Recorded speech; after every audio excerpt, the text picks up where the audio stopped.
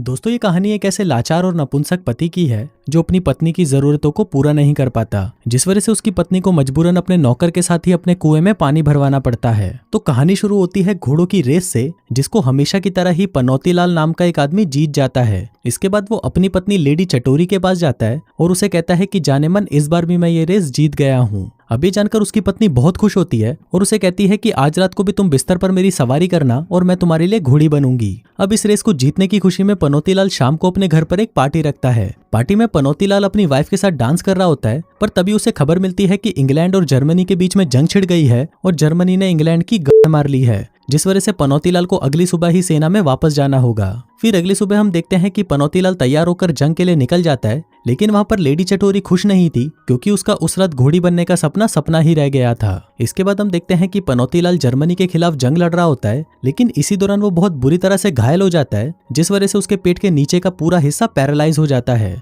अब पनौतीलाल चल फिर नहीं सकता था, इसलिए वो हमेशा व्हीलचेयर पर रहता था और लेडी चटोरी उसका ख्याल रखती थी। इसके साथ ही पनौतीलाल का छोटा चेतन भी खड़ा नहीं हो पाता था, जिस वजह से लेडी चटोरी की शारीरिक जरूरतें पूरी नहीं हो पा रही थी। फिर एक दिन पनौतीलाल लेडी चटोरी को कहता है कि तुम मेरी वजह से अपनी बाकी की लाइफ खराब मत करो। अगर तुम्हें कोई लड़का पसंद आता है तो तुम उससे प्यार कर सकती हो। इसके अलावा तुम उसके साथ मजदूरी भी कर सकती हो और तुम दोनों की मजदूरी से जो बच्चा होगा मैं उसको अपना वारिस बना लूंगा। लेकिन लेडी चटोरी उसे कहती है कि नहीं, मैं सिर्फ तुमसे प्यार करती हूँ और तुम्हारे अलावा मुझे कोई नहीं चाहिए। मैं अपनी उंगलियों से काम चलाकर भी बहुत खुश हूँ। अब वो दोनों आपस में बातें कर ही रहे होते हैं कि तभी वहां पर पनौतीलाल का गेट कीपर झोपड़ पप्पू आता है। पनौतीलाल उसे कहता है कि तुम मुझे घर तक छोड़ दो, तो झोपड़ पप्पू उसे घर तक छोड़ने जाता है। इसी दौरान जब झोपड़ पप्पू की लेडी चटोरी पर नजर पड़ती है तो उसे लेडी चटोरी बहुत पसंद आती है और वहां से जाते वक्त वो बार बार मुड़ मुड़कर उसे ही देख रहा होता है। फिर एक दिन पनौतीलाल की तबीयत अचानक खराब हो जाती है तो वो लोग तुरंत एक डॉक्टर को बुलाते हैं, पर वहां पर एक नर्स आती है जिसका नाम मिस रसीली होता है और वो पनौतीलाल का इलाज करने लगती है। फिर एक दिन पनौतीलाल लेडी चटोरी को कहता है कि तुम झोपड़ पप्पू के पास जाकर पता करो कि मुर्गी ने अंडे अच्छे दिए हैं या नहीं। अब लेडी चटोरी पनौतीलाल की बात मानकर झोपड़ पप्पू के पास चली जाती है, जो कि जंगल के बीच में बनी हुई एक झोपड़ी में रहता था। लेकिन जब वो वहां पर पहुंचती है तो वो देखती है कि झोपड़ पप्पू पूरी तरह नंगा होकर नहा रहा होता है। अब झोपड़ पप्पू की लुल्ली देखकर उसके तन बदन में आग लग जाती है और वो इमेजिन करने लगती है कि वो झोपड़ पप्पू के साथ वहीं पर ही मजदूरी कर रही है। अब क्योंकि लेडी चटोरी की कच्छी पूरी तरह गीली हो चुकी थी, इसलिए वो झोपड़ पप्पू से मिले बिना ही वापस घर आ जाती है और पनौतीलाल के पूछने पर वो बताती है कि झोपड़ पप्पू उसे मिला ही नहीं। फिर रात को जब लेडी चटोरी सोने जाती है तो उसे बार बार झोपड़ पप्पू के ही ख्याल आने लगते हैं। लेडी चटोरी चाहकर भी झोपड़ पप्पू को भुला नहीं पा रही थी और वो बस पूरी रात उसी के बारे में ही सोचती रहती है और उसको इमेजिन कर करके अपने मौत के कुएं में उंगली डालने लगती है। अगले दिन पनौतीलाल फिर से लेडी चटोरी को अंडे देखने के लिए भेजता है और इस बार जब वो झोपड़ पप्पू के पास जाती है तो झोपड़ पप्पू उसे ठीक से बात नहीं करता, क्योंकि झोपड़ पप्पू लेडी चटोरी की हरकतों से समझ गया था कि वो उससे अपने सूखे कुएं में पानी भरवाना चाहती है। लेकिन झोपड़ पप्पू नहीं चाहता था कि उन दोनों के बीच में ऐसा कुछ भी हो, क्योंकि वो था तो उनके घर का एक नौकर ही। अब लेडी चटोरी भी झोपड़ पप्पू के ऐसे बिहेवियर से गुस्सा हो जाती है और वहां से चली जाती है। लेकिन फिर जब वो लोग अगली बार मिलते हैं तो झोपड़ पप्पू उसे अपनी झोपड़ी की चाबी दे देता है, जिस वजह से वो जब भी चाहे वहां पर आकर अंडों को देख सकती थी। अब इसके बाद से ही लेडी चटोरी हर रोज झोपड़ पप्पू के पास जाने लगती है, क्योंकि वो बस वहां पर झोपड़ पप्पू के छोटे पप्पू को देखना चाहती थी। फिर एक दिन जब झोपड़ पप्पू उसे अंडों से निकले हुए चूजे दिखाता है तो लेडी चटोरी उसको देखकर रोने लगती है। झोपड़ पप्पू से पूछता है कि क्या हुआ, तो वो बताती है कि उसका कोई बच्चा नहीं है और पनौतीलाल की हालत को देखकर लगता है कि कभी होगा भी नहीं, क्योंकि अगर वो लाख कोशिश भी कर ले तो वो चाहकर भी अपने छोटे पप्पू को खड़ा नहीं कर पाएगा। अभी बस सुनकर झोपड़ पप्पू उसके पास आता है और उसे गले लगा लेता है। अब क्योंकि उन दोनों के अंदर ही ठरक की आग भड़कने लगी थी तो वो दोनों एक दूसरे के करीब आते हैं और वहीं पर ही दबा दबा कर मजदूरी करना शुरू कर देते हैं। पर मजदूरी के बाद लेडी चटोरी को बहुत गिल्टी फील हो रहा था, इसलिए वो भागकर वापस अपने घर आ जाती है। लेकिन तभी हम देखते हैं कि इस दौरान मिस रसीली भी उसे झोपड़ पप्पू के पास से आते हुए देख लेती है। अब ऐसे ही कई दिन बीत जाते हैं और बहुत दिनों तक लेडी चटोरी झोपड़ पप्पू से नहीं मिलती।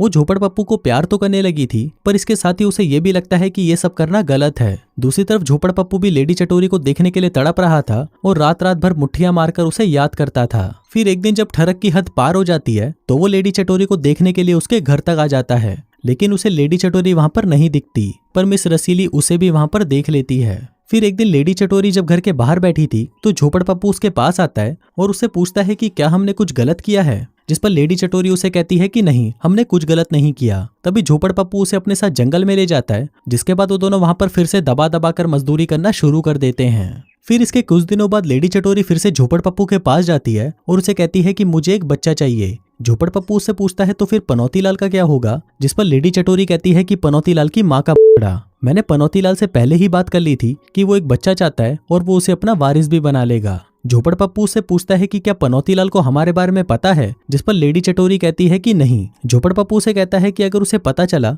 लेडी चटोरी उसे कहती है कि मुझे पता है कि जब पनौती लाल को पता चलेगा तो वो क्या बोलेगा, पर अब मैं तुम्हारे बिना नहीं रह सकती। अब झोपड़ पप्पू बच्चे के लिए मान जाता है और वो लेडी चटोरी को कहता है कि मैं चाहता हूँ कि तुम एक रात मेरे साथ मेरे कैबिन में बिताओ। दरअसल मैं चाहता हूँ कि हम 1-2 घंटे के लिए मजदूरी ना करके पूरी रात लगातार मजदूरी करें। इसके बाद जब लेडी चटोरी घर आती है तो मिस रसीली को उसके बालों में से एक घास का तिनका मिलता है, जिसको देखकर वो समझ जाती है कि इसका उस झोपड़ी वाले के साथ अफेयर चल रहा है। लेकिन इस सब के बावजूद भी लेडी चटोरी उससे मिलना नहीं छोड़ती और वो उसे कहती है कि मैं एक रात तुम्हारे साथ तुम्हारे घर में रहूंगी।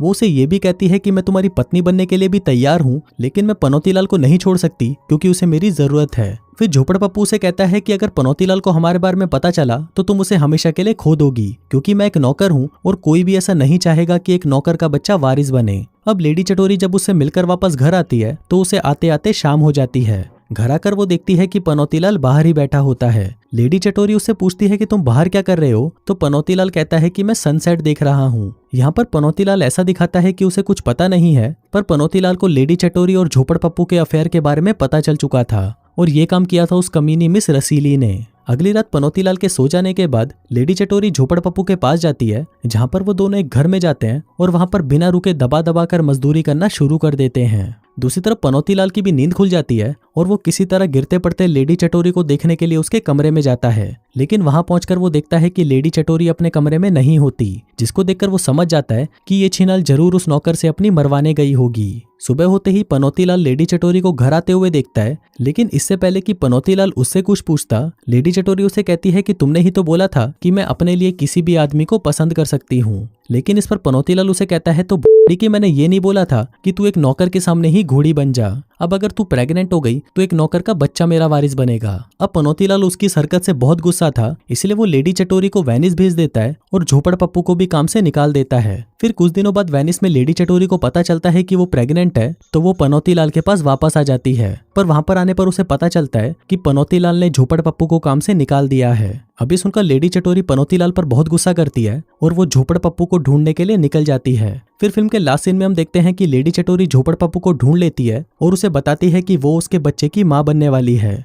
वो उसे कहती है कि वो उसके साथ रहना चाहती है और वो पनौती लाल को भी छोड़ देगी, लेकिन झोपड़ पप्पू उसे कहता है कि तुम्हें तो एक बच्चा और वारिस मिल चुका है, इसलिए तुम इसे लेकर अपने घर चली जाओ। लेकिन लेडी चटोरी उसकी बात नहीं मानती और उसको कहती है कि मुझे तुम्हारे साथ ही रहना है। अब क्योंकि झोपड़ पप्पू भी उससे प्यार करता था, इसलिए वो लेडी चटोरी की बात मान जाता है और वो दोनों साथ रहने लगते हैं। वहीं दूसरी तरफ हम पनौती लाल को देखते हैं, जिसका सभी अच्छे लौंडों की जैसे चूतिया कट चुका था। और इसी के साथ ही ये कहानी यहीं खत्म हो जाती है। दोस्तों, ये कहानी हमें सिखाती है कि एक अच्छा और लॉयल इंसान बनने का कोई फायदा नहीं है, बस फक बॉय बनो और मजे करो। धन्यवाद।